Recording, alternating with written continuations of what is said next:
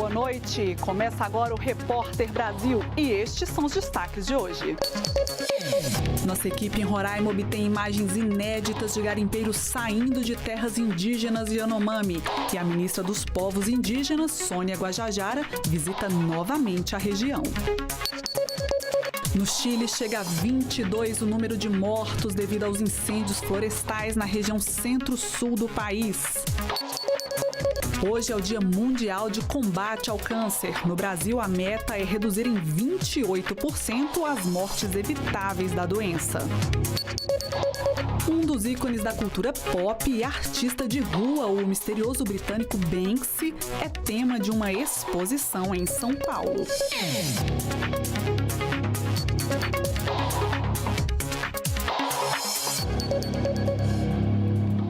Com imagens inéditas, a gente começa esta edição do Repórter Brasil mostrando grupos de garimpeiros abandonando terras Yanomami em Roraima. Isso tanto por terra quanto por rios. Hoje, a ministra dos Povos Indígenas, Sônia Guajajara, esteve novamente em Boa Vista e anunciou o envio de novas equipes de socorro para o local. No vídeo é possível ver um garimpo ainda em funcionamento, com uma longa pista de pouso. Em outra imagem, uma aldeia indígena aparece ao lado de um garimpo. Neste outro vídeo inédito, garimpeiros fazem fila para tentar deixar a mata. Aí tem gente para frente. Desde a última terça-feira, o espaço aéreo na terra indígena Yanomami está bloqueado. Há estimativas de que haja 20 mil garimpeiros ilegais na terra Yanomami. Em coletiva de imprensa, a ministra dos Povos Indígenas, Sônia Guajajara, falou sobre a urgência da retirada deles do local. É preciso combater a raiz, que é o garimpo ilegal. O governo federal, de forma articulada, interministerial, já está organizando ações para retirada dos garimpeiros, para garantir a construção de poços artesianos e também de uma estrutura de cisterna para captar a água da chuva, um sistema de comunicação para levar para dentro das aldeias. Nós temos que tomar muito cuidado para que não ocorra neste momento o que aconteceu em 1992, quando teve a desintrusão aqui da terra indígena Yanomami. Vocês devem ter esse conhecimento, que os garimpeiros saíram da terra indígena Yanomami e foram, grande parte deles foram para terra indígena Raposa Serra do Sol, ou para outros garimpos ilegais que existem na Amazônia. Além da retirada dos garimpeiros, ainda há preocupação com os alimentos a longo prazo. Diariamente são enviados 2.000 quilos de farinha, arroz, leite e sardinha, o que ainda é insuficiente para alimentar os mais de 30 mil indígenas. Temos que buscar alternativa, com diversos atores, instituições, para buscar incentivar os indígenas novamente a produzir, a cultivar o seu próprio alimento. Acontece até amanhã no Rio de Janeiro a 13ª Bienal da UNE, a União Nacional dos Estudantes. Hoje, desde cedo, o público se reuniu na Fundação Progresso, na Lapa, e em outros pontos da cidade para participar de debates e eventos paralelos. A agenda incluiu conversas sobre esporte, comunicação, educação e meio ambiente, com a participação da ministra do Meio Ambiente e Mudança do Clima, Marina Silva. O Brasil tem um grande potencial de juntar economia e ecologia numa mesma equação. Combater o que não deve ser feito, mas colocar no lugar aquilo que pode ser feito. E o que pode ser feito é que o Brasil, que é uma potência florestal, ser também uma potência agrícola, a partir da agricultura de baixo carbono. Ser uma potência em termos de segurança energética na produção de hidrogênio verde. Porque aqui nós somos um país que tem condição de ter uma matriz energética limpa e diversificada, 100% limpa. Por isso que estar aqui no Congresso com os jovens, é muito importante, porque aqui é a base do conhecimento, a base da inovação, a base da prospecção de novas oportunidades. E a Procuradoria-Geral da República denunciou entre 31 de janeiro e 2 de fevereiro mais 152 pessoas por envolvimentos nos atos golpistas que resultaram na invasão e depredação das sedes dos 3 poderes em Brasília no dia 8 de janeiro. Segundo a PGR, até o momento, 653 suspeitos de participação nos atos terroristas foram denunciados. As acusações narram a sequência de acontecimentos até a formação do acampamento no quartel-general do Exército, em Brasília. O local apresentava, abre aspas, evidente estrutura a garantir perenidade, estabilidade e permanência, fecha aspas, dos manifestantes que defendiam a tomada do poder. Além da condenação pelos crimes apontados, a PGR pede que os envolvidos sejam sentenciados ao pagamento de indenização mínima, conforme prevê o Código de Processo Penal.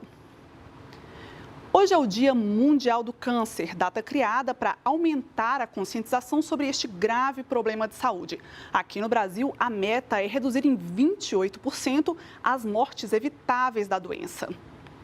Sempre cuidadoso com a saúde, Albino conta que tomou um susto quando há alguns anos procurou um médico com sintomas de gripe. Eu comecei com a gripe. Aí aquela gripe foi demorando a melhorar. E aí fui na emergência. Fizeram uma tomografia e aí apareceu um nódulo no pulmão. Segundo ele, a cura do câncer de pulmão só foi possível porque a doença foi diagnosticada logo no início. A primeira coisa a fazer é procurar um especialista e iniciar o tratamento o mais rápido possível. O tratamento precoce é importante, de acordo com o Instituto Nacional de Câncer. Esforços conjuntos da Organização Mundial da Saúde com o governo brasileiro visam reduzir os casos de mortalidade evitável, como o de Albino, em até 28% até 2030. Apesar de positiva, essa redução ainda está distante dos objetivos do desenvolvimento sustentável da Organização das Nações Unidas, que estabeleceu até 2030 a diminuição do risco de morte prematura de 1/3 para doenças crônicas não transmissíveis, que inclui os diversos tipos de câncer. O estudo divulgado pelo INCA também alerta que a perspectiva é que os casos de câncer continuem a aumentar, principalmente em países de baixa e média renda, como o Brasil. Por isso, de acordo com a pesquisadora da OPAS, Larissa Veríssimo, é preciso investir mais na prevenção e, como ocorreu em relação ao câncer de pulmão, os esforços têm que ser contínuos e de longo prazo. Temos que continuar trabalhando contra o tabaco, o álcool, promovendo uma alimentação saudável e, especificamente em relação ao câncer, trabalharmos fortemente, com a vacinação contra o HPV nas meninas e nas jovens e a prevenção mesmo por meio do rastreamento. E outro número preocupante sobre o câncer no Brasil. Mais da metade das mortes por tumores no país, 55%, ocorre entre pessoas com baixa escolaridade e baixa renda. Os números são de um estudo do Observatório de Atenção Primária da Humane, uma associação sem fins lucrativos, com base no último levantamento do Ministério da Saúde. E agora vamos ao nosso giro de informações pelo país. Em Manaus, uma boa notícia. Olha, neste primeiro mês do ano, não houve registro de mortes por Covid no estado. O Amazonas encerra o primeiro mês de 2023 sem mortes por Covid-19. O último caso aconteceu no dia 25 de dezembro do ano passado, quando houve um falecimento por Covid no município de Maués, no interior do Amazonas. Os dados foram divulgados e publicados no último dia 31 de janeiro pela Fundação de Vigilância em Saúde do Estado. O estado permanece na faixa verde de transmissão, que corresponde a um risco muito baixo da Covid-19. A cobertura vacinal está em 96%, um número que é considerado bastante positivo. Que assim continue. O Hemominas reforça sua campanha de doação de sangue para esse período de pré-carnaval. A cidade espera mais de 5 milhões de foliões e, por isso, o Hemominas conta com a ajuda das escolas de samba e também dos blocos de rua para incentivar os foliões a virem doar aqui no Hemominas, para manter os estoques de sangue em dia, tanto para as demandas do dia a dia, quanto para as demandas de carnaval. Completou hoje uma semana da morte da estudante piauiense Janaína da Silva Bezerra. A jovem de 22 anos foi estuprada e assassinada dentro do campus de Teresina, na Universidade Federal do Piauí, após uma festa de calourada. O suspeito da autoria do crime, também estudante da instituição, foi encontrado com Janaína nos braços por seguranças da universidade. Logo após, ele foi preso pela Polícia Civil do Piauí, que investiga o caso. Uma série de protestos tem sido realizada por estudantes de várias universidades do país, que cobram, além de ações de combate à violência contra as mulheres, por mais segurança nas universidades públicas. Neste mês de fevereiro, o Rio Grande do Sul começa um projeto para monitorar os agressores de mulheres com tornozeleiras eletrônicas. Inicialmente, o sistema vai funcionar em Porto Alegre e em Canoas, na região metropolitana. A ação vai beneficiar 2.000 mulheres vítimas de violência doméstica. Elas devem receber um celular com um aplicativo que indica a aproximação do agressor. Uma central das polícias civil e militar vai acompanhar os dados. O uso da tornozeleira vai ocorrer após decisão judicial. A medida visa conter mais casos de violência contra a mulher. Em 2022, de acordo com dados da Polícia Civil Gaúcha, ocorreram 106 feminicídios no estado. Neste dia 4 de fevereiro, Dia Mundial do Câncer, a Associação Brasileira de Linfoma e Leucemia, a Abrali, promove uma campanha através da hashtag Vá de Lenço. É para ser tratado como um dia para estimular o autocuidado e o tratamento.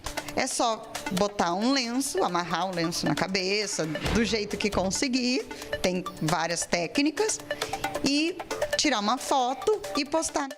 A Abrali e o Instituto Quimioterapia e Beleza fizeram um envio de mais de 2.000 lenços para 30 hospitais e casas de apoio espalhados pelas 5 regiões do país. De forma simples e rápida, qualquer um pode fazer uma homenagem às pessoas que estão ou já passaram por essa batalha contra a doença.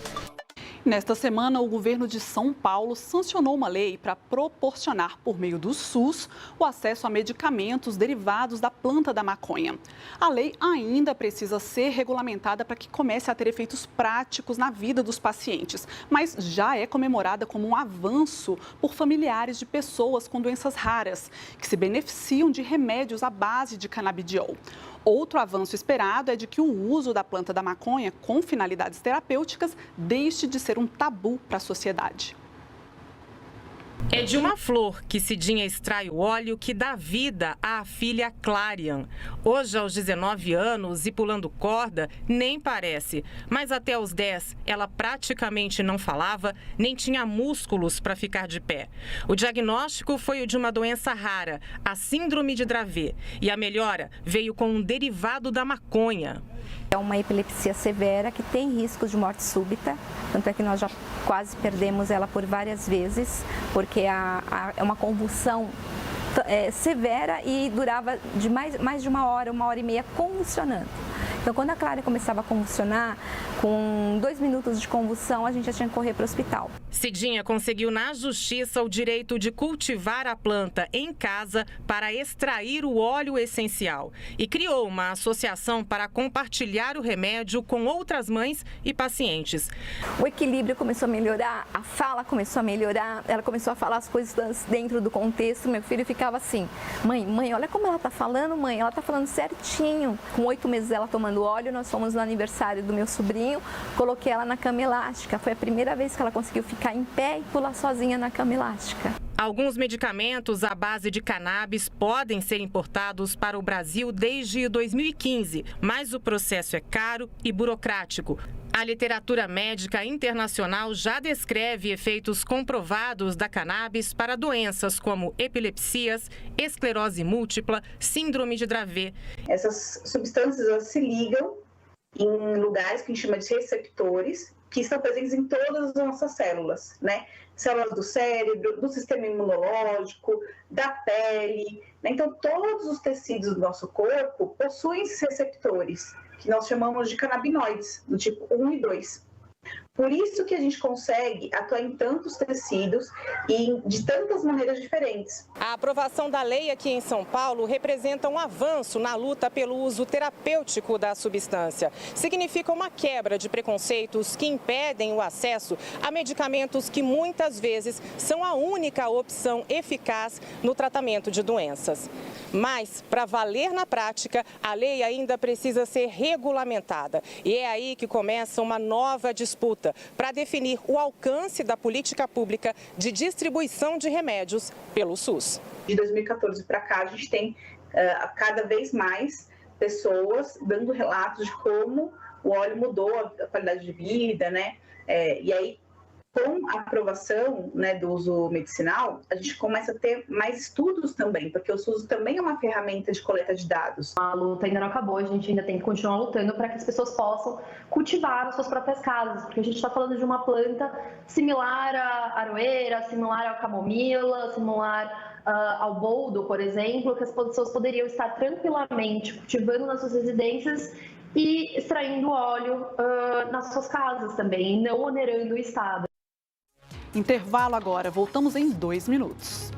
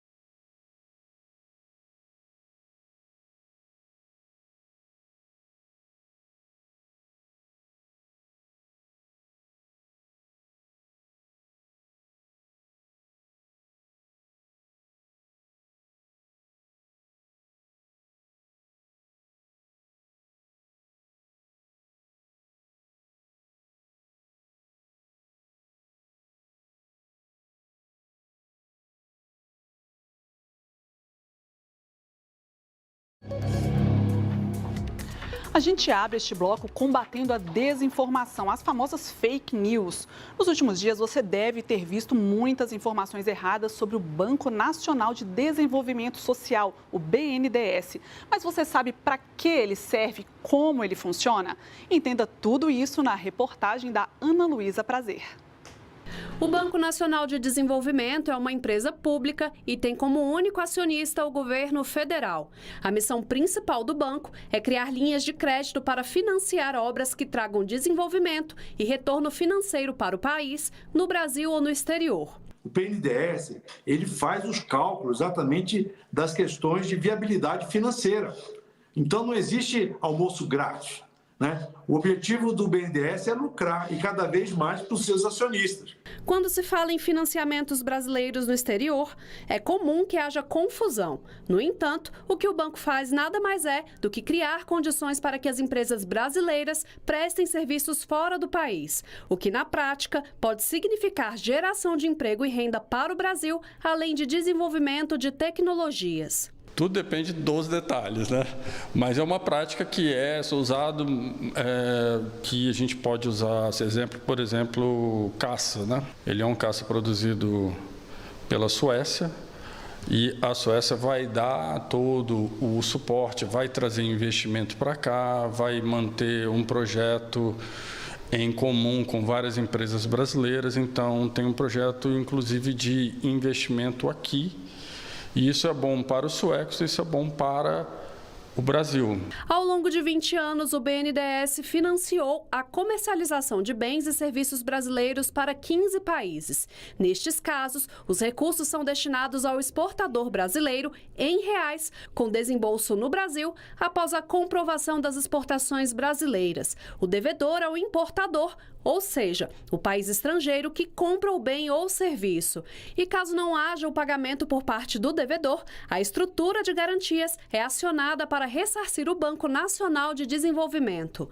Até setembro de 2022, o BNDES liberou mais de 10 bilhões de dólares para empresas exportadoras. O retorno, incluindo os juros e as correções monetárias, foi de quase 13 bilhões de dólares. Ainda resta um saldo de 946 milhões de dólares a receber em prestações a vencer. Um total de 977 milhões de dólares foram restituídos ao BNDES pelo FGE, o Fundo de Garantia à Exportação, em forma de indenizações. E outros 53 milhões de dólares correspondem a prestações em atraso que ainda não foram indenizadas. O que é o costume internacional é que os bancos que fazem esse tipo de fomento são multilaterais, né? É o caso do BID, é o caso do Banco Mundial, né? O BNDES ele se assemelha a esses bancos.